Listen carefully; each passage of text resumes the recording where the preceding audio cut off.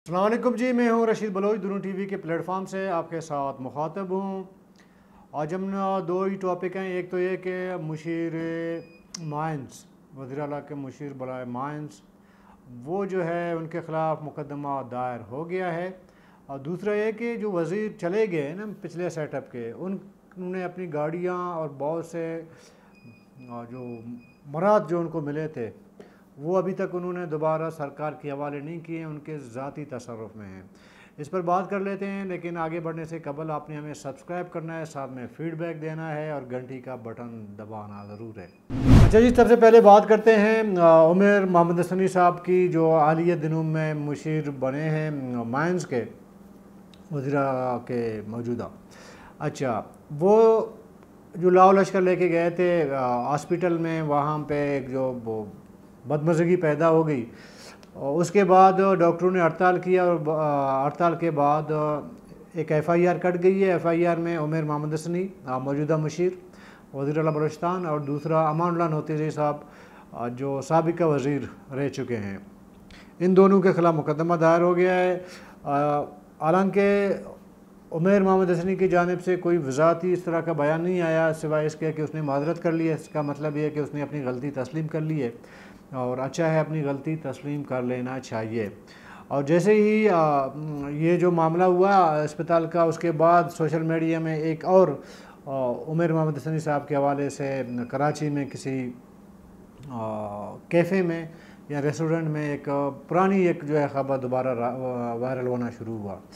तो कहने का मकसद ये है कि जब आप किसी पब्लिक फिगर आप बनते हैं ना, किसी ज़िम्मेदार ओहदे पे आप आ जाते हैं, तो बहुत सारी आपकी ऐसे चीज़ें आप आपको करना पड़ेंगे कि लोगों की बातें भी सुनना पड़ेंगी, तनकीद भी सुनना पड़ेगा और बहुत कुछ आपको सुनना, बर्दाश्त का जो लेवल है ना उसको आपने ज़्यादा से ज़्यादा जो है इसको रिचार्ज करना पड़ेगा आपको। लेकिन हमारे यहाँ ऐसा नहीं है। लेकिन ये भी मैं आपको बता दूँ, ऐसा भी नहीं है कि अस्पताल में ये जो डॉक्टर है ना, ये यंग डॉक्टर ब्लैकमेलर, सारे यंग डॉक्टर ये ब्लैकमेलर्स हैं। ये सीनियर डॉक्टर के वो फ्रंट मैन के सिपाही हैं। वो नहीं है जिस तरह सियासतदान जो है अपने साथ जो है वो गुंडा टाइप के जो वो रखते हैं, सिक्योरिटी गार्ड रखते हैं ना मुसल्ला, और इसी तरह सीनियर डॉक्टर ने, मैं सब की बात नहीं करता हूँ, मेरे बहुत सारे अच्छे डॉक्टर दोस्त भी हैं, लेकिन उनकी तादाद 100 में से 10 हो सकता है। ज़्यादातर जो सीनियर डॉक्टर ने उन्होंने एक सामने खोल रखा है अपना यंग डॉक्टर्स का, जो ब्लैकमेलिंग के लिए इस्तेमाल होते हैं। इस बात में कोई शक नहीं है कि आप ट्रामा सेंटर जाएं, इमरजेंसी सेंटर जाएं, किसी भी आप हॉस्पिटल में जाएं, वहाँ पे कोई भी डॉक्टर अपनी ड्यूटी, अपना फ़र्ज़ ईमानदारी से नहीं निभाता। बामुश्किल 8 घंटे की ड्यूटी में 1-2 घंटे शायद वो ड्यूटी सर अंजाम दें। इन्हीं यंग डॉक्टर्स से जब सवाल पूछें, कहते हैं जी हमारे पास तो वसाइल नहीं है, हॉस्पिटल में बैठने की जगह नहीं है, मेडिसन नहीं है, पता नहीं क्या क्या वावेला कर जाते हैं। पिछले 2 साल से ये लोग, अभी तकरीबन 5-6 महीने से शायद इनकी हड़ताल ख़त्म हुई, इन्होंने 2 साल हॉस्पिटल्स में इन्होंने हड़ताल की, ज़ालिमों ने 2 साल। ये पता है कौन है? ये यंग डॉक्टर्स, हमारे जैसे यंग, वो जो गरीबों के बच्चे हैं, मिडिल क्लास के बच्चे हैं, जिनके वालिदैन जो है मज़दूरियाँ करके इनको पढ़ा के जो है इस लेवल तक ले आए हैं। और ये जब ख़ुद किसी पोजीशन पे पहुंच जाते हैं जहाँ पे अभी अमली तौर पर इनको खिदमत सर अंजाम देनी होती हैं, तो ये गुंडे बन जाते हैं। फिर हमारे माशरे का ये अलमिया है। बहुत से दोस्त नाराज़ होते हैं डॉक्टर्स, मैं सब की बात नहीं करता। ये गुंडे जब बनते हैं तो फिर इनके सामने कोई भी ज़रा फिर तंजीम, ज़रा कि एक अपना एक जत्था बना लेते हैं ना तंजीम के नाम पे, वो फिर कोई अगर थोड़ी सी बात कर ले तो उसके गले पड़ जाते हैं। इन्होंने हड़ताल किया ज़ालिमों ने 2 साल, इन्होंने लंबी चौड़ी मीडिया के सामने अपने मुतालबात रख दिए। जब वज़ीर सेहत उस टाइम एहसान शाह साहब थे, उनके सामने जब इनकी मुज़ाकरात होते थे तो बाद में हमें पता चलता था ये सिर्फ़ और सिर्फ अपनी तनख्वाह, अपनी मराद बढ़ाने के लिए जो है दबाव बढ़ा रहे हैं। बाकी जो जितने भी उनके मुतालबात, वो उनको साइड पे रख के 2 मुतालबात ये सामने रखते थे, तनख्वाहें बढ़ा दें, मराद बढ़ा दें। इसके अलावा इनका मुतालबा नहीं होता था। जब मीटिंग्स होती थी हुकूमत के साथ, बाहर निकलते थे मीडिया के सामने ऐसे धुआंधार तकरीर करवाते थे। बहरहाल ये खामियां अपनी जगह हैं। मैं तो बहुत से दोस्त मुझसे नाराज़ हुए हैं अब तक कि इनको मैं गुंडा समझता हूँ। हॉस्पिटल के अंदर जो है सफ़ेद कोट में कड़े गुंडे हैं ये। वो तो छोड़ें जी, डॉक्टर, यंग डॉक्टर तो छोड़ें, ये जो दूसरा स्टाफ है ना, ये खाकरोब, ये मेल नर्स, ये भी गुंडे बन गए। आप इनसे बात नहीं कर सकते हॉस्पिटल के अंदर। आपका अगर पेशेंट का कोई इशू है ना, वो आप उनकी मर्ज़ी होगी तो आएंगे, अगर नहीं है तो आप उनसे ये मुतालबा या एहतजाज नहीं कर सकते। आप एहतजाज करेंगे, आपको ये उठा के हॉस्पिटल के बाहर फेंकेंगे इकट्ठे होके। ये हुआ है यहाँ पे हमारे लोगों के साथ हुआ है, जिनने अपने मरीज़ लेके आए हैं। थोड़ा सा ज़ाहिर है कि वो एक ऐसा हालत होता है जब आपके पास एक आप पेशेंट लेके आते हैं, एक परेशानी होती है, उस टाइम बंदा जज्बाती भी हो जाता है, मुंह से कुछ गलत बात भी निकल सकती है, बहुत कुछ हो सकता है। तो इस टाइम एक डॉक्टर को तहम्मुल और बर्दाश्त का मुजाहरा करना पड़ता है। लेकिन ये लोग अगले से मार पीट के इनको गेट के बाहर फेंकवा देते हैं। वो खामी अपनी जगह, लेकिन क्या किसी ज़िम्मेदार शख्स को ये ज़ेब देता है कि 40-50 बंदे आप लेके जाएं, अंदर घुसें, और फिर इन्हीं यंग डॉक्टर्स को एक मौका मिल जाता है प्रोपेगेंडा का, ख़ुद को मजलूम बनाने का। मैंने पिछले एक व्लॉग किया था, मैंने तो उमर साहब को रगड़ के रखा। अभी भी मैं बता रहा हूँ, गलतियाँ, ये गलती थी। अगर बतौर एक सूबाई वज़ीर के उनको इत्तला मिली थी कि हॉस्पिटल के अंदर डॉक्टर मौजूद नहीं है, हाजिर नहीं है डॉक्टर, बिल्कुल मैं मान लेता। मैं सब, अगर वो झूठ भी बोले उमर मोहम्मद हसनी ना, मैं मानने को तैयार हूँ, क्योंकि डॉक्टरों को हमने देखा है वो ड्यूटी नहीं करते। तो उसका तरीक़ाकार ये नहीं था, क्योंकि वहाँ पे और पेशेंट हैं जो वहाँ पे उस ट्रामा सेंटर में, मैं डॉक्टरों के हक़ में मैंने बात नहीं की। मैंने उन पे वो जो मरीज़ आप वीडियो देखे ना, उनमें एक बंदा हैरान परेशान लॉबी में खड़ा है, वो स्ट्रक्चर में शायद पर एक बंदा लेटा हुआ है। वो एक गार्ड वाला आके उस मरीज़ का वो स्ट्रक्चर ऐसे धक्का दे के बोलते हैं साइड हो जाओ, उमर साहब आ रहे हैं, सरदार साहब का बैठा आ रहा है। उस चीज़ पे दुख होता है हमें। आप बतौर एक ज़िम्मेदार वज़ीर के आप जाके, चूँकि सेटअप आपका है, हुकूमत आपकी है ना, उनके ख़िलाफ़ कानूनी कार्रवाई कर लेते। वो जो डॉक्टर मौजूद नहीं थे उनको मुअत्तल कर देते, फिर अगर कोई मुजाहरा जो भी होता है एहतजाज पर देखा जाता ना। लेकिन नहीं, आप भी तो पटा खान है ना, आपने भी जो परेशानी डॉक्टरों की वजह से मरीजों को हो रहा है, आपने कहा चलें इस परेशानी को दुगना कर देते हैं, ये किया आपने। बहरहाल अभी एक मुकदमा दर्ज हुआ है, और मैं समझता हूँ उमर और अमानुल्लाह पे जो मुकदमा दर्ज हुआ है, इसके साथ साथ जो डॉक्टर मौजूद नहीं थे उनके खिलाफ भी मुकदमा दर्ज होना चाहिए। ये जुर्रत होनी चाहिए सूबाई हुकूमत पे। उन्होंने करवा दी ना, डॉक्टरों ने करवाया ना हुकूमत के लोगों पे। तो अभी हुकूमत में इतना जुर्रत होना चाहिए, इतना हौसला होना चाहिए। ये भी जाके वो डॉक्टर जो मौजूद नहीं है, उस दिन मौजूद नहीं थे जो उमर गया था, या उससे पहले जो उनका पेशेंट था डॉक्टर मौजूद नहीं थे, जो शिकायत मिली थी कि डॉक्टर नहीं है, उन गैर हाज़िर डॉक्टरों के ख़िलाफ़ ये हुकूमत, वज़ीर आला साहब ये जुर्रत और हिम्मत का मुजाहरा करे, उनके ख़िलाफ़ भी मुकदमा दायर करे, ताकि डॉक्टर भी गिरफ़्तार हो और ये जो अंदर गए थे ये इन पर भी मुकदमा चले। मतलब रियासत के रेट कोई मानता ही नहीं है।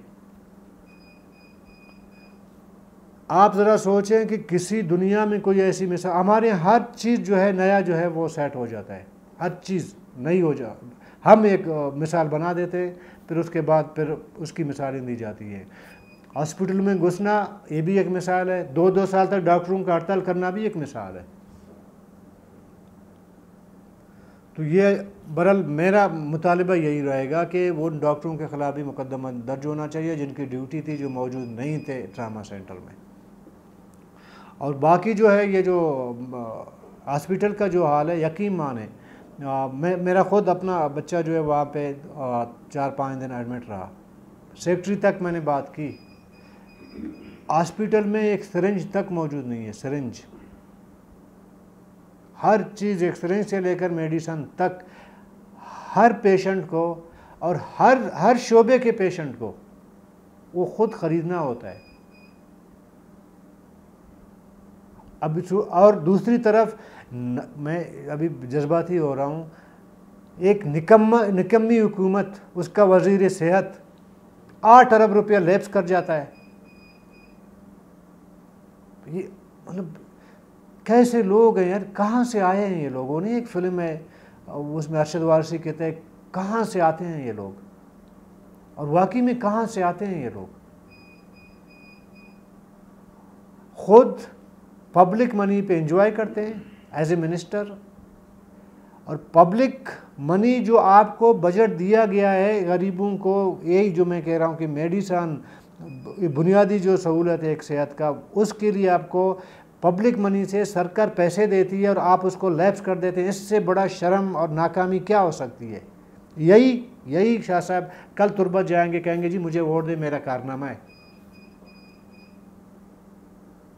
कोई उसके वोटर्स में से कोई ये पूछ सकता है कि शाह साहब 8 अरब 7 अरब रुपया जो है वो लैप्स करना, ये कौन सी लायकी है? कोई नहीं पूछेगा, और पूछने वाला कोई है भी नहीं। वैसे भी रियासती मशीनरी इतना जंग आलूद हो चुका है ना, वो किसी को पूछने की शिक्कत नहीं रखता। गरीब पे, आम बंद जिसका बस नहीं चलता, उस पे रियासत बहुत ताकतवर है।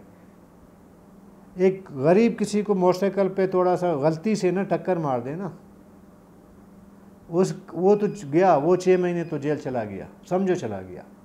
आप जाएं हाई कोर्ट और छोटे लॉयर जो अदालतें हैं, उसमें आप केसेस देखे, सारे गरीब हमारे जैसे लोग जो है पेशियाँ भुगत रहे होते हैं। क्या हुआ जी? वो किसी से थोड़ा सा जो है तल्ख कलामी हुई थी।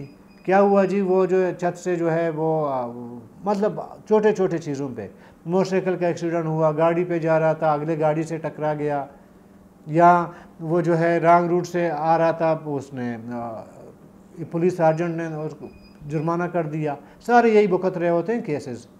बड़े बड़े लोग जो गुर्ख टाइप है ना, वो एंजॉय कर रहे हैं, वो इक़्तिदार के अंदर हों भी एंजॉय कर रहे हैं, बाहर हों भी एंजॉय कर रहे हैं। उनको सरकार, रियासत कोई पूछने वाला नहीं होता। बहरहाल अभी आते हैं जी, ये जो नया जो हुकूमत है ना आपका, जो गुजर गया अभी हालिया दिनों में, ख़त्म हो गई 12 अगस्त को। अभी मामला ये है कि ये जो जितने वज़ीर थे या जो मुशीर रखे गए थे, ये 8-8 10-10 गाड़ियाँ अपने घर में रखे हुए हैं। वही बात है ना, सरकार रेट नहीं है ना रियासत की। एक वज़ीर का, वो मोहम्मद खान रेड्डी साहब है, उसका तो खैर उसके डिपार्टमेंट ने, जिसका वो वज़ीर था, उन्होंने एक लेटर भी भेज दिया। लेटर किसको भेजा है पता है? लेटर वो ट्रैकर कंपनी को भेजा है जी, ये गाड़ियाँ हैं, इनको आप ब्लॉक कर दें ताकि स्टार्ट ना हो। यार आप ये अंदाज़ा कर लें ना, फिर रियासत की कमज़ोरी का आप अंदाज़ा रख लें। मतलब रियासत के पास, उस डिपार्टमेंट के पास कानूनी कोई तरीक़ाकार नहीं है कि बाई फोर्स जाके उसके घर घुसे, उस वज़ीर, साबिका वज़ीर के, उनको कहें जी गाड़ियाँ किधर ज़रा दें। गाड़ियाँ तो देंगे ही आप, वो ये जो 15-20 दिनों में आपने वैसी गैर कानून तो चलाई है ना, उसका भी एस्टीमेट लगा कर उससे पैसे भी वसूलने चाहिए। असल जब ताकत होती ना रियासत के अंदर या हुकूमत के अंदर, तो वो फिर ये कर जाता, उस साथ में उसके साथ जुर्माना भी लगा लेता कि एक आम बंदा कैसे जाके पब्लिक मनी का जो है वो 11 गाड़ियाँ हैं ये साबिका मिनिस्टर इरिगेशन के पास, मोहम्मद खान रेड्डी साहब के पास, एक भाई चला रहे, एक कज़न चला रहे, 4 अपने साथ रखे हैं, बीवी बच्चे ने भी रखा होगा। और डिपार्टमेंट उसका, इरिगेशन का डिपार्टमेंट इतना मजबूर है, वो किसी कानूनी दरवाज़ा नहीं खटखटा रहा, वो किसी पुलिस के पास नहीं जा रहा, या कोई उनका अपना कानूनी तरीक़ाकार है वो नहीं कर रहा। वो ट्रैकर कंपनी को कह रही है कि यार प्लीज़ खुदा का नाम है इनको बंद करा दो, ताकि जब बंद होंगे तो हम जाके उसके काम नहीं आएंगे। अरे गाड़ी बंद होगा तो काम नहीं आएगा चलाने का ना। अगर ये वज़ीर साहब आप ट्रैकर से बंद भी करवा दें, गाड़ियाँ उनके घर में खड़ी होंगी, समझ गए, तब भी आपको वापस नहीं करे, आपको तो नहीं मिले ना, डिपार्टमेंट को दोबारा गाड़ियाँ तो नहीं मिलेंगी। ज़्यादा से ज़्यादा आप उनको मुंजमद करेंगे ना उसके घर में। आज के दौर में कौन सा मुश्किल काम है कि कोई वो वज़ीर साहब 4 पैसे किसी और टेक्निकल बंदे को दे दे, वो जाके वो ट्रैकर ही ख़त्म करवा दे, फिर चला ले। ये सिर्फ एक वज़ीर की बात नहीं है, ये तो सिर्फ रिपोर्ट हुई है। तमाम डिपार्टमेंट के जितने वज़ीर हैं अब भी उनके पास गाड़ियां हैं। यहाँ तक मैं आपको बता दूं, आपके साबिका सेक्रेटरी जो रिटायर हुए हैं उनके पास पंजाब में गाड़ियां चल रही हैं, उनके बच्चे चला रहे हैं। अगर ये काम एक गरीब कर जाता, 10,000 रुपया आप किसी गरीब से बरामद करा ले ना, पुलिस बरामद करा ले 10,000 रुपया, 5,000 रुपया चोरी का या किसी और चीज़ का, उसकी तो नस्ल ही तबाह हो जाएगी केस बुकते बुकते। एक ऐसा मतलब बस मिसालें ही मिसालें हम कायम कर रहे हैं ना, रिकॉर्ड कायम कर रहे हैं हम लोग। इतनी निकम्मी हुकूमत फिर इस निगरान हुकूमत का फ़ायदा क्या है? सिर्फ शोशा के लिए कि बस जी हमने काबीना पूरा करना है, शोशा के लिए कर लेना। या अभी एक अमेंडमेंट भी हुई है ना, आपको इख्तियार दी गए बतौर निगरान वज़ीर, निगरान सेटअप के। अभी तो आप ताकतवर हैं, आप काम भी कर सकते हैं, काम के हिसाब भी ले सकते हैं। वो तो पहले हुआ करता था कि जी निगरान सेटअप सिर्फ और सिर्फ जो है वो करवा सकती है, इलेक्शन करवा सकती है। अभी तो बहुत सारे इख्तियारात आपको दिए गए हैं, वो इख्तियारात तो आप अपना इस्तेमाल करें साबिका वज़ीरों के ख़िलाफ़ नहीं, बल्कि वो जो हक़ है पब्लिक का जो लेके उन्होंने गसब किया हुआ है वो तो वापस निकाल के डिपार्टमेंट के हवाले करें गाड़ियाँ। इसके अलावा बहुत सारी ख़बरें चली हैं यार कि साबिका वज़ीरों ने अपने दफातर से, सरकारी घरों से फर्नीचर, सब कुछ, फ्रीज़र, फर्नीचर, AC, यहाँ तक कि बल्फ़ें भी उठा के ले गए अपने घरों में। ये जो इक़्तिदार में रहते हैं ना, फिर जब इक़्तिदार ख़त्म होती है इनको एक ऐसी लत लग जाती है, नशा लग जाता है।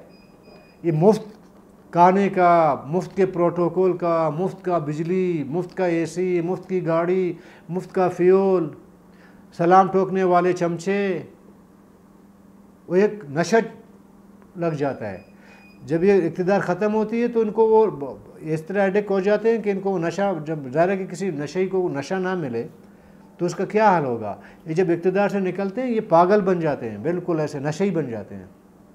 इनको समझ नहीं आती हम क्या करें। ये कहते हैं कि ये चीज़ भी मेरे, वो जो पब्लिक के मनी का जो इनके पास जो वसाइल होते हैं वो कहते हैं ये तो अभी मेरे बाप का वो हो गया है, मीरास हो गया है, ये तो मेरा ज़ाती हो गया है, अब ये तो मैंने वापस नहीं करना है। इसलिए तो ये ना गाड़ियाँ वापस करते हैं ना बाकी चीज़ें जो ये चोरी करके ले जाते हैं। वो एक मैं फ़िल्म देख रहा था, बहुत पुरानी बात है, बचपन में, वो परेश रावल विलन है, उसको हीरो मारने प्लान बनाया हुआ है, इसको मैं मारूंगा रास्ते में।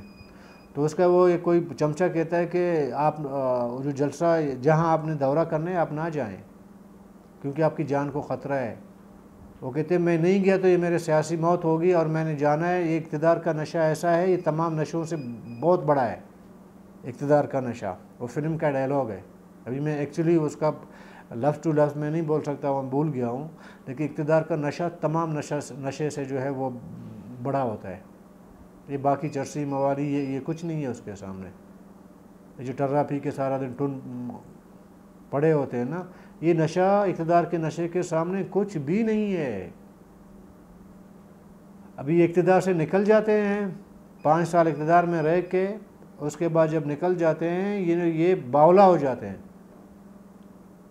और इनको हर चीज़ अपनी लगती है, मुफ्त की लगती है। इनको आदत पड़ जाती है ना कि बिजली भी मुफ्त का आ रहा हो, गाड़ी भी मुफ्त की हो, फ्यूल भी मुफ्त का मिले, ये सलूट टोकने वाले लोग भी आगे पीछे हों। ये सारा नशा है ना, वो चाहते हैं सब कुछ हो। और शुक्र है हमारे यहाँ ये चमचों की कमी नहीं है। और वो खुशामदी करने वाले और खुशामदी को पसंद करने वालों की कमी नहीं है। वो वक़्त गए जब तो अभी ये मौजूदा हुकूमत की ज़िम्मेदारी है, मौजूदा हुकूमत की। और वो पब्लिक मनी, गाड़ियाँ हों, ख्वाए घर हों, कुछ भी हो, उनको सूद समेत वापस लेना हुकूमत की ज़िम्मेदारी है। वैसे तमन्ना बल्ला बगो मंत्रा आजी बगो यही होता है ना। ये जो नया सेटअप आया, इनके भी रिश्तेदार वगैरह, ज़ाहिर है कि आम गरीब लोग तो नहीं आए ना इसमें। किसी का भाई वज़ीर हुआ होगा पहले, किसी का बाप हुआ होगा, किसी का रिश्तेदार हुआ होगा, यही लोग बाद में वापस आने हैं, हमारे ऊपर मुसल्लत होने हैं, यही चेहरे हैं ना। तो इसलिए वो कहते हैं, इतने कॉन्फिडेंस में ये लोग होते हैं ना, वो कहते हैं कि जी गाड़ी हमारे पास होनी चाहिए, हम फिर जीत के आ जाएंगे, इतनी कॉन्फिडेंस। और वाकई ज़्यादातर ऐसा ही होता है, ठीक है। और ये सिलसिला रुकने का नाम तो नहीं ले रहा, जो मेरे ख्याल में, मतलब गरीब से गरीब बंदा, एक नवाब असलम रहसानी के दौर का एक MPA बन गया, एक बंदा पीपल पार्टी से अचानक बन गया ना, और ना बेनज़ीर भुट्टो साहिबा का जो मर्डर हुआ था, तो एक हवा चली थी पीपल पार्टी की, तो वो भी तुक्के में आ गया, या लाया गया, जो भी है। तो हम बलूचिस्तान असम्बली के बाहर खड़े थे, हमने देखा एक रिक्शा आके बलूचिस्तान असम्बली की गेट पे खड़ा हो गया। उसमें देखते हैं जी एक साहब निकल गए, जी ये कौन है? वो किसी ने कहा जी फलाना साहब हैं, नया MPA। सब ने बोला वो यार ये बंदा जो है वो रिक्शे में आ गया। साथ में हम 2 बंदे बैठे खड़े थे, उनके हमने कहा कि जी ये रिक्शे पे आया है, जाएगा लैंड क्रूज़र पे, प्राडो पे जाएगा। जिस दिन ये इक़्तिदार ख़त्म होने के बाद ये रिक्शे में वापस घर चला गया, तब तारीफ बनती है। आते हुए तो हमारे बहुत से नाम लेना चाहिए, नहीं ले रहे, साइकिल पे भी आए हैं। अभी तो अरबपति है, पहली बार जब वो MPA बने, उन्होंने वो खुद साइकिल चला के आए दिखाने के लिए, देखें जी मैं तो बड़ा गरीब बंदा हूँ। आपकी ईमानदारी गुर्बत का तब पता चलेगा जब आप 5 साल इक़्तिदार में रहेंगे, उसके बाद आप इसी साइकिल पे वापस घर जा रहे होंगे, फिर में आपकी तारीफ बनती है। तो बहरहाल ये सिलसिला ऐसा ही चलेगा, और ज़ाहिर है कि ये हमारे यहाँ पर पब्लिक जो है, फिर पब्लिक का भी तो अल्लाह ही हाफिज़ है।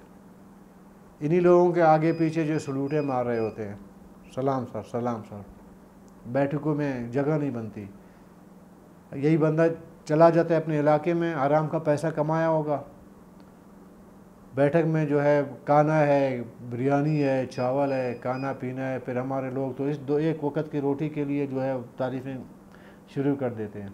फिर हमारे जैसे लोग जो है कलम उठा के या कैमरे उठा के उसको साइड पे खड़ा करके जो है उसका तारीफ़ें भी करते हैं कि वाजा आ गया है, वाजी ने ये काम किया है।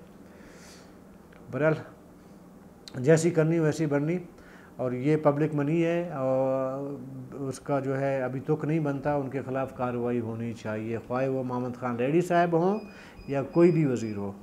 उनसे ये इस हुकूमत की और रियासत की ज़िम्मेदारी बनती है, सूद समेत चीज़ें वापस लेके आए। तो कल तक के लिए इजाज़त दीजिए, अल्लाह हाफ़िज़।